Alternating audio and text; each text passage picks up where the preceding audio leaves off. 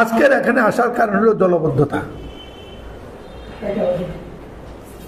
আমি কুমিল্লার বেশি শরম পেয়েছি, দুঃখ পেয়েছি।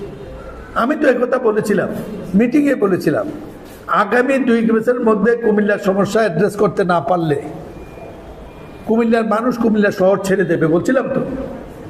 এখন তো পানি উঠছে, আপনাদের অনেকের বাড়িতে পরিত্যক্ত ময়লা, হিউম্যান বর্জ্য বেশি উঠবে। এইগুলি অ্যাড্রেস করার জন্য কুমিল্লা ওয়াসা কথা সিটি কর্পোরেশন থেকে উঠছিল, করে নাই। আওয়ামী লীগ সরকারের সময় তাদেরকে দিয়ে ওয়াসা করার জন্য একটি প্রস্তাব সিদ্ধান্ত হয়েছিল, শেষ পর্যন্ত এটা বাস্তবায়ন হয় নাই স্থানীয় নেতৃত্বের সাথে কোন দলের কারণে।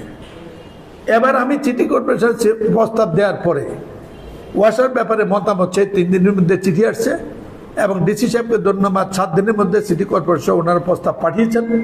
আমি আশা করছি আগামী 1 সপ্তাহের মধ্যে ওয়াসা অনুমোদিত হবে।